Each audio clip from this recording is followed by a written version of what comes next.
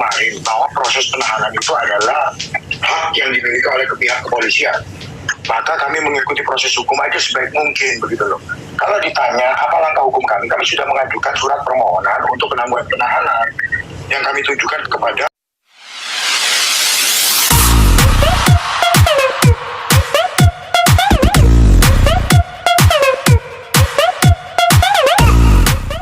Tiga bawain dulu ya. Ada. ya, kondisi Pak Ferry pada hari ini dalam keadaan baik dan sehat. Beliau tetap melakukan aktivitas seperti biasa, melakukan sholat, berdoa, berharap kepada Tuhan untuk jalan yang terbaik bagi perkara yang sedang dialami oleh Pak Ferry begitu. Nah, mungkin kemarin kan ada sakit ya sih, Pak Jen, sekarang apa sakitnya kambuh lagi apa gimana gitu? Kalau sakit itu kan yang diderita Pak Ferry sudah sejak lama, itu kan riwayat penyakit. Di samping juga ada penyakit-penyakit yang lain seperti sakit asam lambung begitu. Jadi ya walaupun sakit akan tetap dijalani begitu loh. Karena sejak awal Pak Ferry sudah berkomitmen untuk kooperatif dan mengikuti setiap proses hukum. Di samping itu juga kami tim penasihat hukum sudah mengajukan permohonan untuk penangguhan penahanan atau setidaknya pengalihan penahanan. Ya, kami juga berharap supaya kepolisian Polda Jawa Timur menerima permohonan kami dan menangguhkan tahanannya Pak Ferry begitu. Oke Bang Jen, mungkin saudara-saudaranya dari Pak Ferry sendiri sudah mengunjungi kan untuk bertemu dengan Pak Ferry sendiri? Warga dari Pak Ferry sudah menghubungi saya, mereka sedang atur waktu untuk melakukan kunjungan kepada Pak Ferry. Tentu dari pihak keluarga ingin segera mungkin untuk datang ke Surabaya untuk mengunjungi Pak Ferry dan mengetahui keadaan secara langsung ya. Mereka sudah beberapa kali menghubungi saya, berkoordinasi, tinggal mencari waktu yang paling tepat supaya bisa bertemu dengan Pak Ferry dan mengetahui keadaan Pak Ferry secara langsung begitu. Tapi kondisinya, sebenarnya sudah telepon atau bertemu Bang sama sudah menghubungi saya untuk mencari waktu yang paling tepat untuk datang ke Surabaya dan mengunjungi Pak Ferry secara langsung. Dalam minggu ini dijadwalkan begitu. Oke, tapi mungkin dari Pak Ferry sendiri mungkin ada rasa penyesalan nggak sih, Bang Jem? Kemarin kan sudah dia permintaan maaf gitu Bang Jem. Dalam sebuah hubungan rumah tangga itu kan pasti ada kesalahan. Apa salahnya sih saling memaafkan dan saling memulai untuk meminta maaf begitu loh. Karena dalam sebuah hubungan itu kan pasti selama 10 bulan pasti ada percekcokan kan begitu.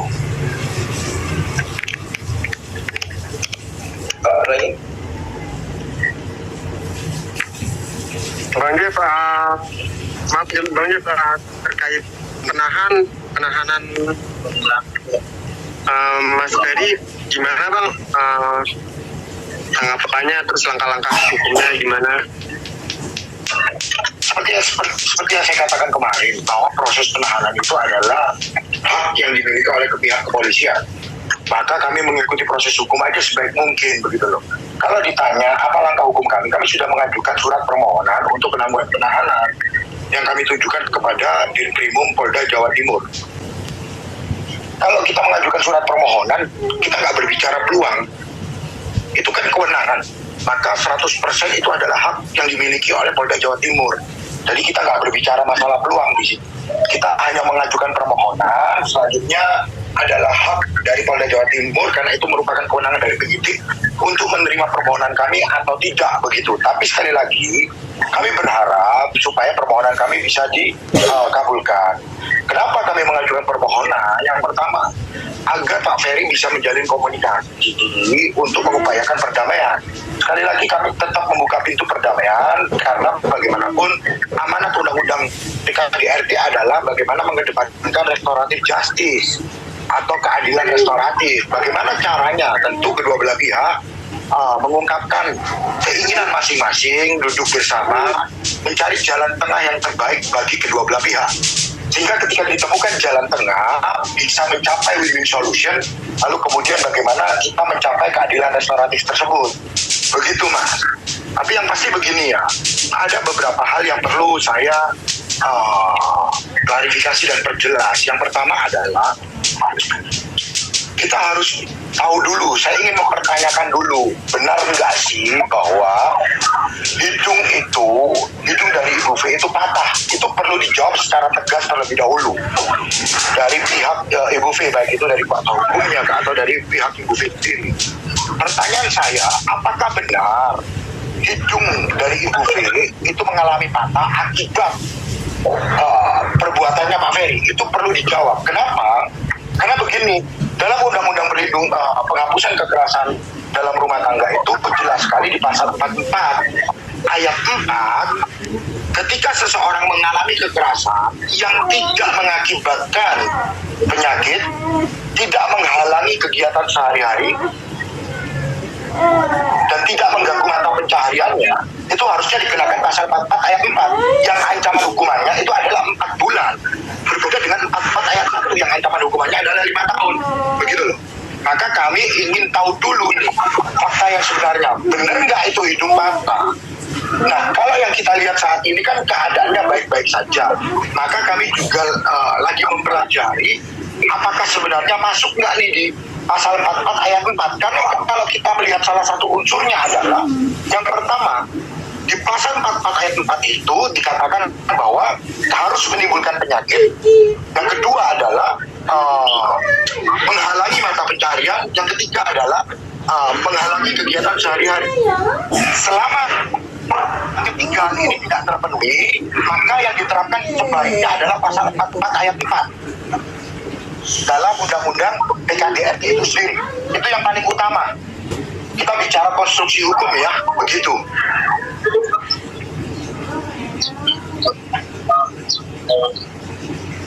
Teman-teman, mohon maaf, selain Bang Jeff di mute dong ininya, audionya selain Bang Jeff.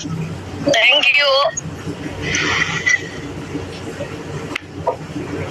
Ya, Bang Jeff, mungkin ekspresi dari Pak Ferry ini kan dianggap acting. Bang Jeff, saat kemarin mau juga netizen, mungkin tanggapan seperti apa Bang Jeff? Hasil kemarin nih. Iya, tentu kalau setiap orang yang sedang mengalami persoalan hukum bagaimanapun pasti ada tekanan-tekanan tersendiri ya. Jadi kalau dikatakan itu acting atau pura-pura itu kurang tepat lah.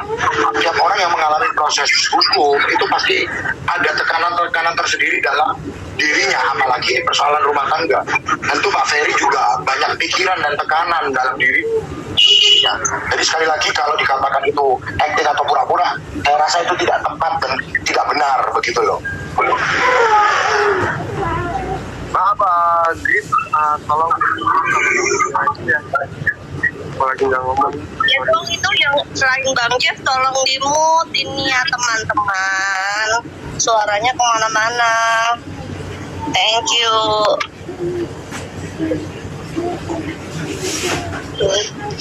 Bang Jeff, boleh nanya dari MNC Bang. Bang, alasan kepolisian sendiri kenapa langsung menahan Mas Ferry gitu? Apakah mungkin khawatir menghilangkan barang bukti atau seperti apa nih? Mengingatkan waktunya cuma berapa hari ya dari pelaporan ya Bang? Iya, sesuai dengan pasal 24 ayat 1 Kitab Undang-Undang Hukum Acara Pidana, seseorang yang diancam dengan ancaman hukuman 5 tahun itu dapat ditahan. Itu merupakan syarat objektif. Oleh karena saat ini Pak Ferry dikenakan pasal 44 ayat 1 dengan ancaman 5 tahun, maka memenuhi syarat objektif, begitu loh. Nah, di sisi yang lain, ada syarat subjektif. Apa yang dimaksud syarat subjektif? Yang pertama, bahwa tersangka tidak akan menghilangkan barang bukti. Yang kedua, bahwa tersangka tidak akan melarikan diri. Tentu itulah yang kami jamin kepada pihak kepolisian, bahwa Pak Ferry tidak akan melarikan diri. Yang kedua, bahwa Pak Ferry juga tidak akan menghilangkan barang bukti. Oleh karena Pak Ferry sejak awal sudah menyatakan bahwa dia akan mengikuti proses hukum dengan sebaik-baiknya, akan kooperatif. Itulah alasan kami mengajukan penangguhan penahanan, begitu loh. Nah, sekali lagi itu kewenangan dari kepolisian. Kami menggunakan alasan subjektif bahwa Pak Ferry akan kooperatif. bahwa Pak Ferry tidak akan menghilangkan barang bukti. Kenapa? Bagaimana bisa menghilangkan barang bukti? Karena seluruh barang bukti itu saat ini kan sudah ada di kepolisian. Bagaimana kita menghilangkan barang bukti, begitu loh. Jadi saya rasa Pak Ferry memenuhi syarat subjektif untuk ditangguhkan penahanannya, begitu.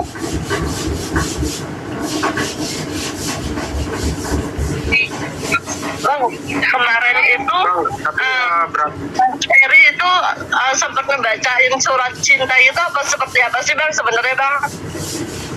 Ya itu kan isi hatinya Pak Ferry, ya suratnya itu tentu dari lubuk hatinya Pak Ferry yang paling dalam.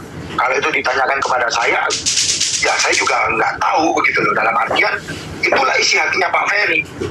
Saya aja baru tahu bahwa Pak Ferry menulis surat tersebut pada saat di polisi daerah Jawa Timur, begitu loh. Makanya kalau ditanya kepada saya, apakah itu surat cinta? Yang pasti itu adalah isi hati dari Pak Ferry sendiri yang diungkapkan melalui surat, kemudian dibacakan sendiri di depan teman-teman media, begitu.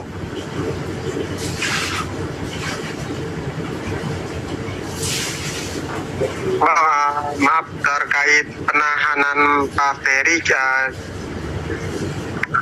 ini untuk permulaan ini penahanan akan dilakukan sampai 20 hari ke depan ya berarti ya Bang ya? Iya, mengacu pada Kitab Undang-Undang Hukum Acara Pidana, kepolisian memiliki kewenangan untuk menahan pertama kali itu 20 hari. Kecuali pihak Polda Jawa Timur mengabulkan permohonan penangguhan penahanan yang sudah kami ajukan. Nah, begitu. Jadi sampai ke depan ini ya 20 hari lah masa tahanannya. Dan juga Pak Ferry kan digugat cerai oleh Bang Pena. Mungkin bagaimana nih Bang? Saya tidak mau menanggapi itu. Yang pertama, itu belum dilakukan.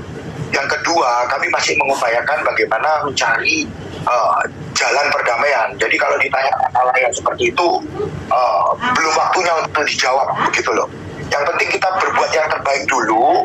Proses hukum kita hadapi, biarkanlah proses hukum berjalan dengan baik. Di sisi yang lain, kami juga masih membuka pintu-pintu dan menjalin komunikasi, begitu loh. Makanya kami berharap terjadi pada akhirnya upaya perdamaian tersebut, begitu. Jadi yang lain-lain yang belum terjadi kami tidak bisa komentari. Oke, Bang, tadi aku kan baru ketemu Bang Hotman juga nih, dia tidak, Mbak Vena katanya sama sekali tidak ada mau mediasi.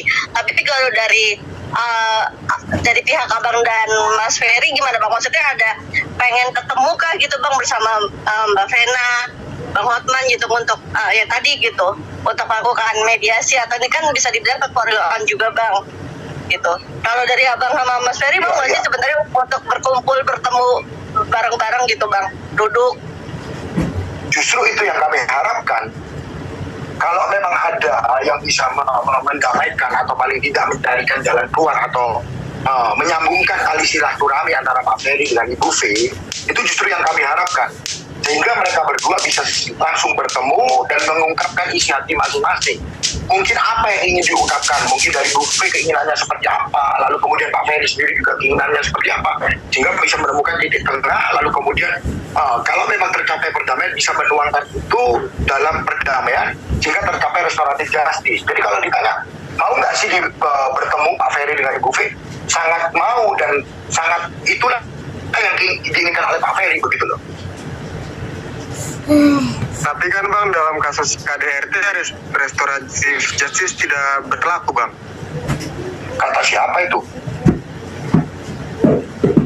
Yang biasa-biasanya Bang. Enggak.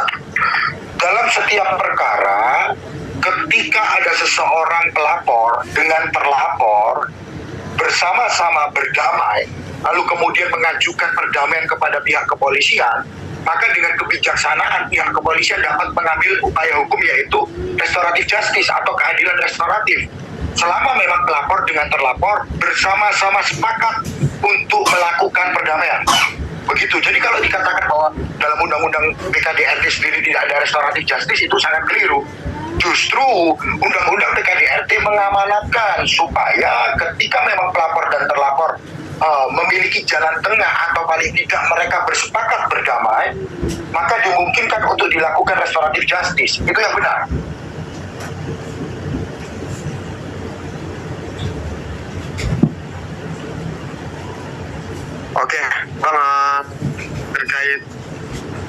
terkait foto-foto Mas Ferry yang katanya juga terkena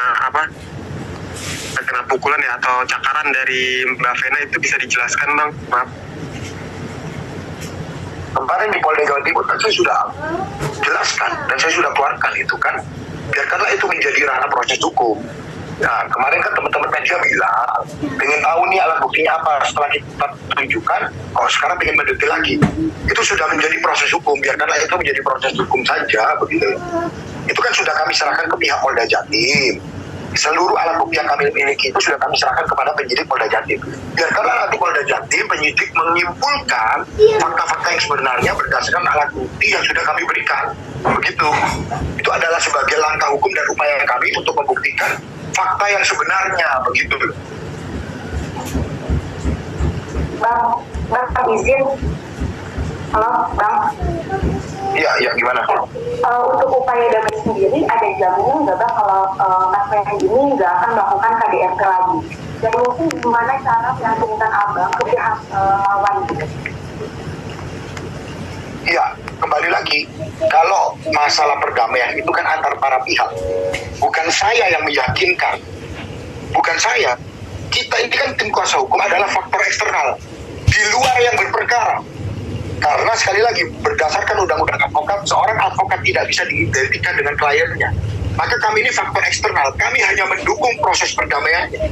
Tapi bagaimana meyakinkan dari Ibu V sendiri itu adalah kewajibannya Pak Ferry sendiri begitu loh. Kami hanya membantu untuk mencapai proses itu. Kami hanya membantu mencarikan jalan atau mencarikan pintu di mana nanti pada akhirnya mungkin Pak Ferry bisa menjalin komunikasi dengan Ibu V. Tapi bagaimana Pak Ferry bisa meyakinkan Ibu V itu adalah kewajibannya Pak Ferry. Begitu loh. Karena yang menjalani adalah Pak Ferry dengan Ibu V sendiri. Itu bukan kewajiban kami tim penasihat hukum untuk meyakinkan bahwa Pak Ferry tidak akan melakukan lagi tindak pidana tersebut. Biarkanlah itu menjadi ranahnya Pak Ferry, begitu loh.